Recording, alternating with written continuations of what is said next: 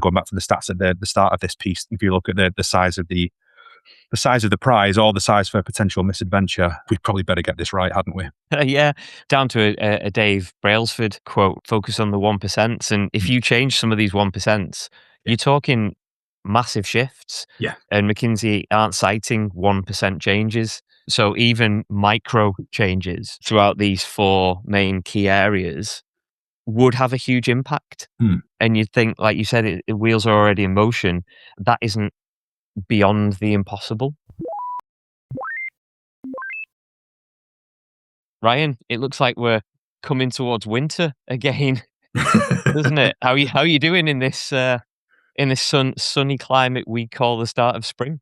Do you know what I mean? It's so familiar that I actually feel quite calm, quite comfortable. It's when it's sunny that the panic starts, because then gardening must be done. Other things that I've put off for months and months and months now need to all be done at once. So I'll between you and me and whoever's listening, I'll take this. I'll take this all day. How's things with you? Yeah, similar. Cut the grass actually first time this year. It's always exciting for a middle-aged bloke to cut the grass for the first time, I feel. So that was a special moment to kick off spring. But yeah, there's something comforting in knowing that it's still cold, bizarrely cold. But transitioning onto our headlines, there's some warmth in construction right now, some really positive things going on, don't you think? And some huge topics this week. I mean, and disappointing for anyone that listens to this exclusively for our weather banter up front. But yeah, it's probably just as well that we do crack on, because there's some massive things happening at the minute. Several bits that we haven't even gotten to that we'll have to over the next couple of weeks. But yeah, the government are not slowing down, are they, in terms of their focus on construction, which, as we've said previously, is hopefully proof positive of recognition of how important we are to the broader economy. But yeah, they are not letting up, are they, at the minute? Nope, not at all. And with that, let's start with the first headline, which is in construction news, and it's a biggie. And unless you've been hiding under a rock or you're not that fussed about construction, it's hard not to have heard about this. But it's construction retentions to be banned, which is, for me, a huge positive. Going way back when I did some research and work on a white paper which looked at poor payment practices in the fit out industry, and retentions was part of this, and it was a huge thing, and part of that white paper was recommendations, and to see these things coming forward, although it's been a fair few years now, and these things take time, but seeing these things where it's more robust in terms of payments and there is some actual detail in it, it's not just this is what you should be doing and a nice to have, is I think nothing but a positive. It can be seen as a negative for a number of organizations and a number of sectors, but all in all, as this plays out over a number of years, I think if it becomes the norm, it's a great thing. Well, I was just going to provide some wider context for anyone listening to this that hasn't sort of kept up with the stories. When we say retentions, we're talking about the ability principally for clients or the person commissioning work to hold out on payment for seemingly any number of reasons. And if I'm being completely cynical, it tends to be who's the bigger party in this and who can sort of bully the other one economically the most. I should say as well that it's not, the legislation and the issue itself aren't exclusively construction problems necessarily, but they do, just the nature of the way that we work, and sadly it shows up a lot more in construction than it perhaps does elsewhere. So for some context of some stats that I found in this piece and in some additional sort of reading on the subject, retentions cost the UK economy in a broader sense £11 billion every year. So this idea of withheld payments, delayed payments, and so on, the knock-on effects of that on the person that doesn't receive their money and the people they need to pay further down the supply chain, £11 billion of lost economic activity as a result of that.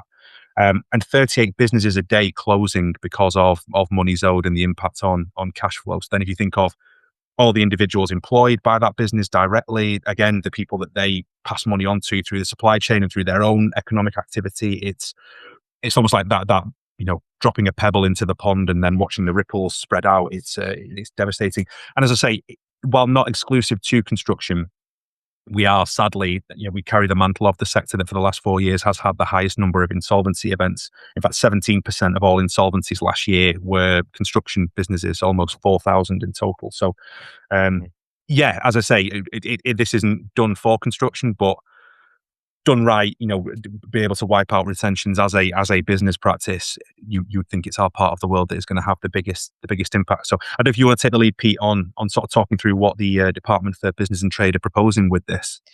Yeah, absolutely. So I think it's just important just to highlight just before that, when when doing research into it, around 8 out of 10 subcontractors had retentions on more than half the projects they worked on, Mm. which is just it's a lot if you consider that 8 out of 10 people that are working on a site aren't getting paid when they necessarily should be. That's a lot. Um, Well, if five you're an percent of gone. sorry, Pete, I was just going to say, if you're an SME business as well, trying to manage cash flow on that basis, and there's so much broader sort of macroeconomic uncertainty as well, as we've discussed, and we'll touch on again within some of our other news items today, that it's an impossible task, isn't it? You're shooting at a moving target, even trying to figure out whether you've got the means to pay staff, to pay suppliers, etc. The effects that has on things like credit ratings, and just the impacts on people's mental health and everything else. Yeah. Just trying to manage Mhm. that when we forget, we're pretty unique as a sector in terms of the percentage makeup of SMEs and so on, and sole traders. We're not always talking about. Not that it would be right if we were, by the way, but we're not talking about massive multinational corporations that have mechanisms and personnel in place to deal with these things. A lot of the time, you're holding money out from the person actually delivering the work. Mhm. Yeah, it's not great, is it? Sorry. Anyway. Yes. So one interesting thing is that just to put a bit more context into it, there was basically two options on the table, and one was a full ban on retentions no more, or using to dumb it down a bank account basically that withheld funds that were deposited until a certain time, and then they were released to make it fair and just. Um, and the government actually voted for the stronger of the two, which was just outright ban, simply because it just gave that clear cut line, and it's going to be, in their words, easier to regulate than it would be withholding money. Who's right? Who's wrong? What's the disparity there? An interesting addition to this is with the reform is the maximum 60-day payment term as well. So going back to the original research I was part of, it wasn't uncommon for payments to be 90 days plus, and in some cases over 90, like over a quarter of a year, for payments, which is just craziness to withhold that amount of money. If you didn't pay your mortgage for 90 days, I'm pretty sure the bank could have something to say about it if you put it in like real world context. Well, to So, provide some real world context on that, Pete, and I won't be indiscreet enough to name names, but we as a business, we've been sort of asked initially on, would you accept 100-day payment terms from some, again, huge companies. It's not like mm, they're small entities that need to cash flow manage, and therefore, do us a favor, mate. We're talking. Yeah, we're talking big businesses that it does feel like at times using their sort of economic might in order to negotiate buying power on that basis. And obviously, we wouldn't service a piece of business on that basis. But yeah, that was the starting point of an ask. So it's yeah, pretty incredible, as you say. If you think of that, it's just a long way down the track to get paid, isn't it? If that's your starting point.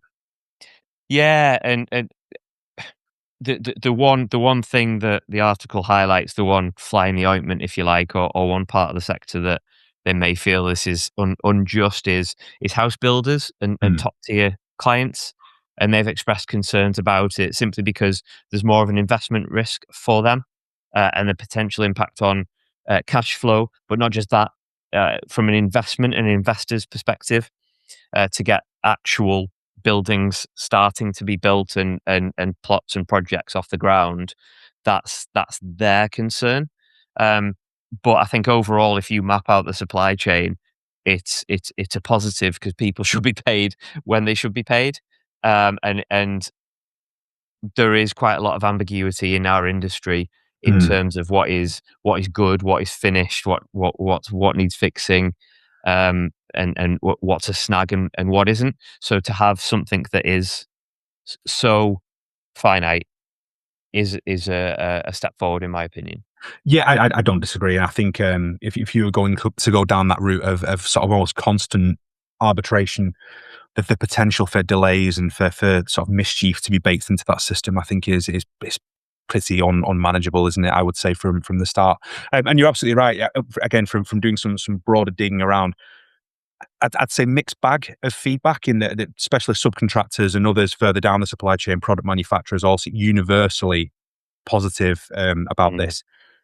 End clients less so. And part of me kind of thinks, we've spoken previously about needing to give confidence to end clients in order for them to greenlight projects and to part with funds and so on. So, while it's understandable but disappointing that they're not widely on board with this. To your point, there was a comment I saw from Rob Driscoll, the director of legal and policy at the ECA, and one phrase of his that stuck out with me, again, very, very positive about the change, was that the supply chain's only as strong as its weakest link. mhm, With everything that we are trying to achieve as a sector, the amount of money that is in planning and the ambition that we've got, that can't be done with this level of insecurity. So something has to give, and that's where my sentiment is with this. So yeah, I see it from the client's point of view. I understand why there would be concern on their side. My pushback slightly would be, it just means you've got a better job to do to qualify in people to your supply chain in the first place, and to only be working with businesses that you trust to be able to deliver quality on time, everything else. So yeah, I'd say maybe there's a stricter vetting process perhaps to let people into supply chains. But again, that would be no bad thing either, would it? That may even have some yeah. efficiency gains for us at the back end. So yeah, on that basis, I think yeah, it has to be seen as a positive all around, doesn't it? With a rising tide and all that, yeah, quality to the top, and like you said, it just means that you have to be more robust in your vetting and Mm. poor practices, not just from a payment perspective, but from an actual work perspective, and the quality of that work needs to be up to standard, and it should be. If people want to be paid on time, it should be. So it's a thumbs up, because I think the long play here, as this plays out over a number of years and it becomes more common, is that exact thing.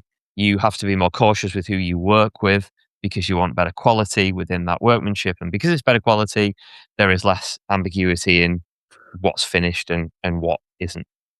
Yeah, yeah. And certainly plenty of sites for us to be practicing those improvements on and gaining those from. Should we talk about new towns? Yeah, I think so. Yeah, absolutely. So this looks back around. We spoke back end of last year. The government had with their sort of various partners had identified 12 potential sites that were being considered for new towns. Now, for anyone of a certain vintage will remember, this is something that previous governments have done with some success. For anyone that enjoys Milton Keynes, for instance, or Welwyn Garden City, it's been done successfully previously. This placemaking on an enormous scale. So 12 sites identified that could have potentially delivered just over 500,000 homes over the next decade. Um, the pros and cons of those have been weighed up, and we can now have confirmation of 7 sites that the work will begin on. They've been given green light from government. So not quite that 500,000, up to 200,000 homes delivered as part of those, which again, in the context of 1.5 million that we're chasing, not to be sniffed at. And all planned around major infrastructure and amenities and this broader idea of regeneration and placemaking. So it's not just we need units, let's throw up as much housing as possible. That they're properly, again, it's the reason it's gone from 12 to 7 is that a lot of those viability tests were around placemaking and infrastructure. And yeah, these are deemed as the 7 that are most immediate and will have the biggest impact in that respect. So yeah, not quite the units we were hoping for, but hey ho, you'd rather see 200,000 delivered and be a proper community rather than 500,000 that are impractical. What are your thoughts on the headline there, Pete? Yeah, like you said, it's been whittled down to a little bit like a what do you call it? I don't even know the names of these things that are on Saturday nights anymore, talent shows and all that kind of jazz. One of those that the youth, come on, Ryan, you must know the names of all these.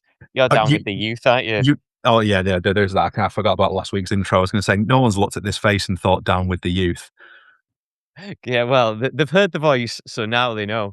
And well, Um, the idea we open this with weather and gardening chat, and that both of us think that reality TV is what the youth are into, tells you that we are probably out of touch with that particular demographic. But anyway, yeah, we don't we digress. So yeah, we're down to the six. Positive is that they're up and down the country. It's not just hyper focused on the south or London.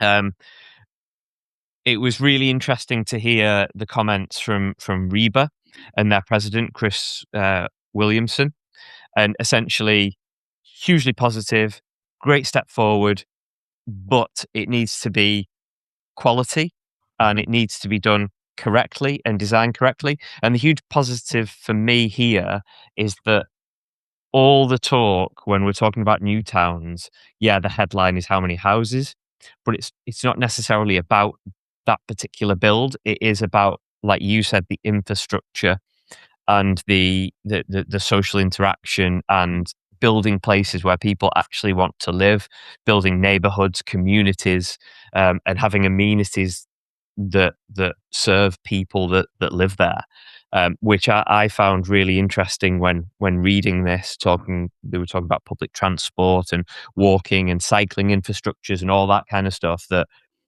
in a way you might even take those things for granted that they just pop up and they appear, but it's so easy to get those things wrong and focus on the wrong things when the number is the headline in terms of houses being built. I Um, completely agree. And then from a message management point of view, I think that, well, I can think of several sort of, and it seems to be that old adage, if it bleeds, it leads. But whenever housing and house building is mentioned within mainstream media, it's always to the negative. Like again, all the headlines I can think of last couple of years have either been around poor build quality of homes themselves, to that Reba point of, these need to be quality, or they've been about housing developments that have just been really poorly considered from an amenity point of view. So access to local schools, access to doctors. That we think more about targets and numbers that need to be hit as opposed to what those targets actually represent, and the people that are going to be living there. What I've loved with this is that the lists that I've seen of the individual places, it's not just been a number of housing units or housing types. It's also been very closely accompanied, as you say, with transport infrastructure or local amenities or other sort of community assets that these would be near to. The fact that that's all being considered as part of, the word holistic is overused, isn't it? But the fact that these are being seen as one sort of cohesive sort of project, I think is great. And we've spoken about with the Barnet project that we mentioned last week and so on, that yeah, these things have to work for the people that will live there in the future. So yeah, I absolutely love it. Some other things that I like with this that will have, again, the drop the pebble in the pond and the ripple effect out. And I feel like they've been kind of missed a little bit in all the headlines are about those 7 new towns and where those sites are and what will be on site. I don't know if you picked up on this, mate, but some of the things around it, that there's going to be a revival of development corporations to speed up the process for these particular sites. So greater autonomy, greater access to funds, the creation of the National Housing Bank. So that's going to have an initial 16 billion capacity to support on this stuff, which is incredible. And what it will also do is help to unlock. The government have been talking a lot about public-private partnerships for housing and for infrastructure projects. They think that's got the potential to push through a further 53 billion of investment for other sites as well. So I think government are pains to stress that while new towns are a key part of the broader housing strategy, there's a recognition there that funds are essential. Something's got to be done to speed things up, and that the new towns themselves won't deliver wholesale the amount of housing that's required. So, yeah, I think really good that hasn't been really good that that's been considered. Slightly disappointed that that's been lost in some of the reporting that I've seen around the topic. But yeah, maybe people just need some more time to get into the detail. But yeah, I think some real positives there. Yeah, absolutely. Sticking on the theme of infrastructure as well, moving on to our final headline, which is a huge meaty piece, really, which comes from McKinsey and Company. Welcome to the welcome to the podcast. Um, yeah, and this is about them doing a huge deep dive into infrastructure projects in the UK and highlighting 4 changes to improve the project delivery of infrastructure projects. How many times can you say projects in one intro to a headline? But, but that is what they're focusing on for no one that understood that projects within infrastructure. And yeah, 4 key areas, which I won't dive into right away, but this was sort of born out of the fact that um, the government have announced a 10-year strategic plan last year, 2025, 725 billion to be invested, launched the National Infrastructure and Service Transformation Authority, NISTA, as we like our acronyms on this podcast, to improve the delivery. The pipeline was valued at 718 billion as of March 26, and this is all about extending public sector capital investment and an updated approach to private capital investment, partnerships, like you were saying before, on these massive infrastructure projects. And going back to this headline and the story, McKinsey doing a bit of a deep dive into that and how we can improve the efficiency and the success of these infrastructure projects over the next 10 years. What are your thoughts on this big piece of research?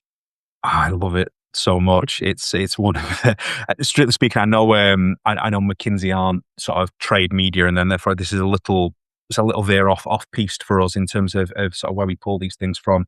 Um, but the data that's included within this is just for a nerd like me. This is not far off the perfect piece. And doubly for a nerd like me, I've mentioned it several times on this. But there was a book I read last year that I'm a bit obsessed with. How Big Things Get Done, by an author whose name I will butcher, Dr. Brant Fleurberg, I believe his name is, or Feuerberg. But yeah, a lot of synergy with that stuff, and some of the, I don't know if you're aware of these people. Some of the data that McKinsey's got access to in kind of synthesized down for the sector, it's just mind blowing. Mm. So we've undervalued projects against the ambition of them, both in terms of cost and time, by an average of 33 million pounds per year per project. That's 254 billion of undervalued projects in total over the span of a decade. So if we're looking at things over that kind of forecast 10-year period, that's a third of the current pipeline value missed, basically, if we get these things wrong at the rate that we have done historically. So again, you can't improve until you're aware of those things. One of the big things that book covers off that I think I've mentioned several times on this is reference class forecasting. That we over-index to the positive as humans. That's just part of the way that we are hard-coded. And so we have to fight that by looking at the most similar kinds of project that we possibly can, and looking at where those overruns have happened on cost and on time, and then yeah, trying to sort of make sure that we are forecasting against that rather than against our natural over-optimistic sort of inclinations, because that's a lot of lost value if we Mm. continue to get that wrong at the rate that we have.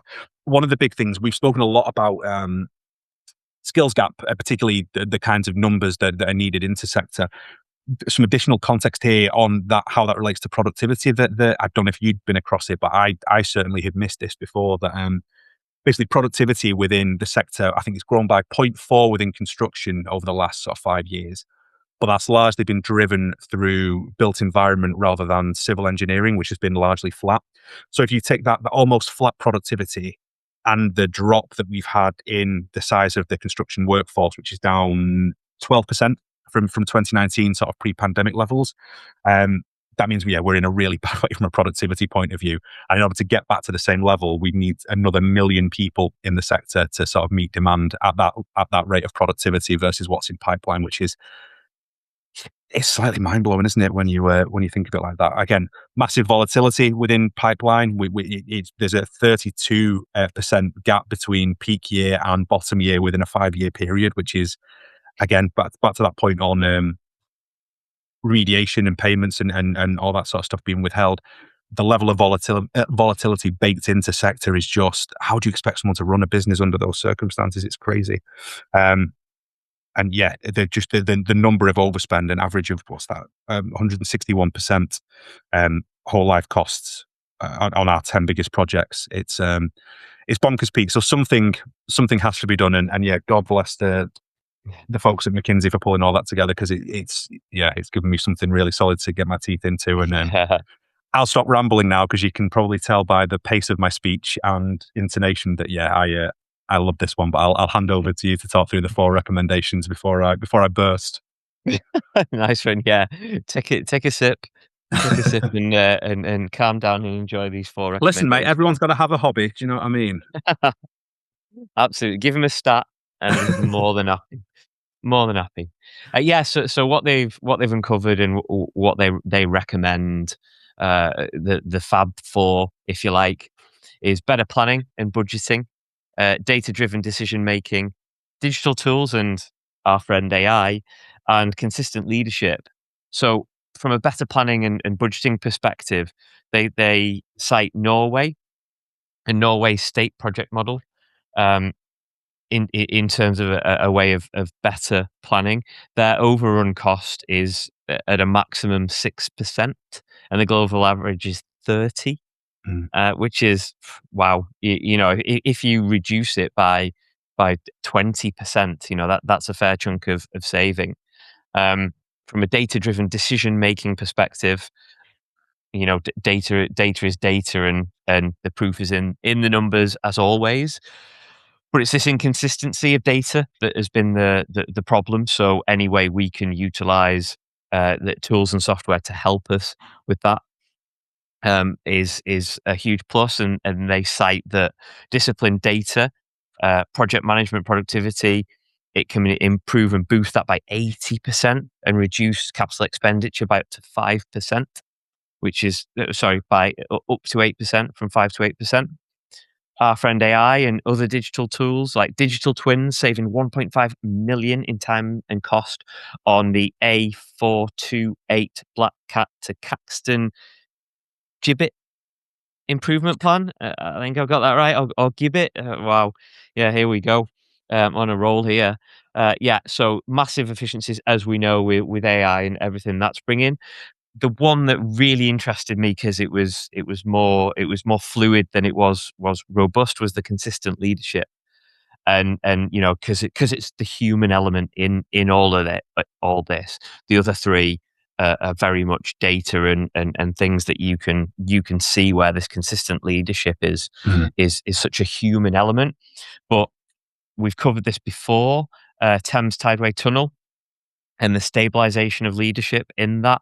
And they said that the senior leaders within that project had a tenure of 7 to 12 years, and that was huge continuity. And lo and behold, I think that was an actual project that's on time and on budget, there or thereabouts, which is just a fantastic thing for UK construction and infrastructure, like we've cited on this podcast.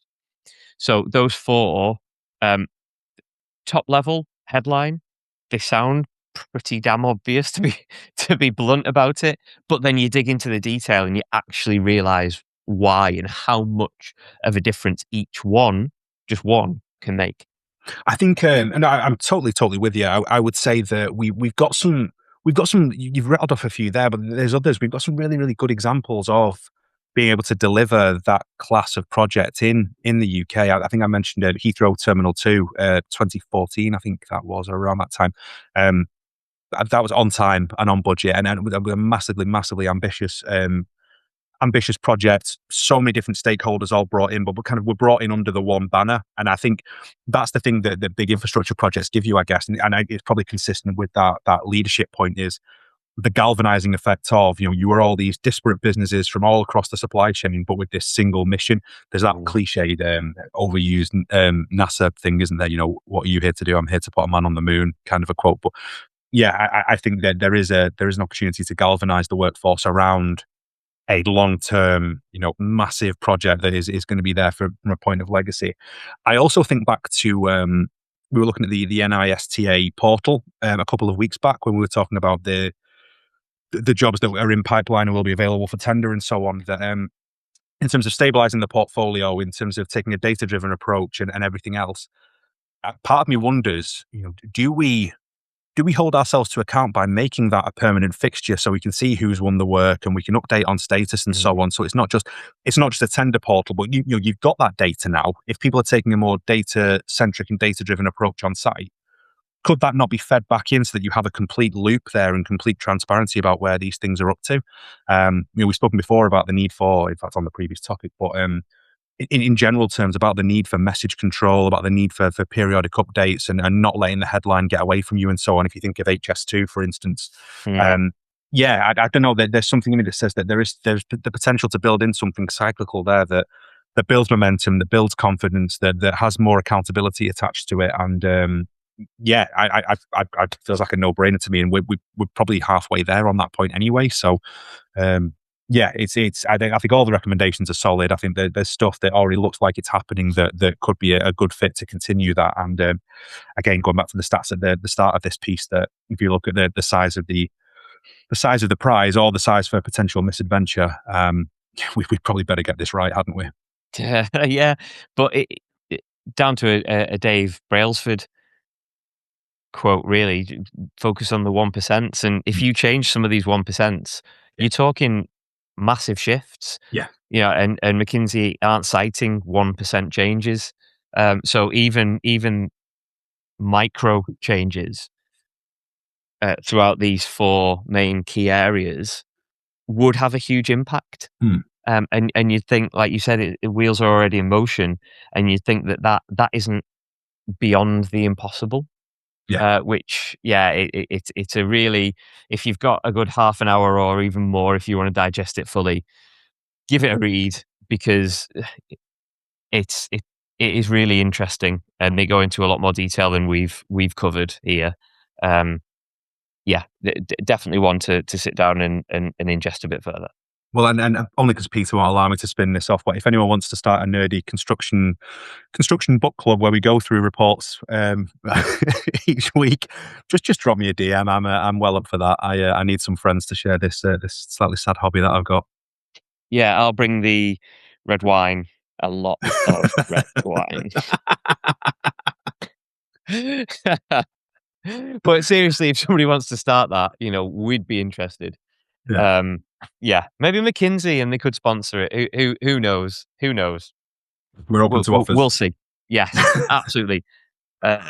Okay, speaking of offers, offer me a takeaway this week.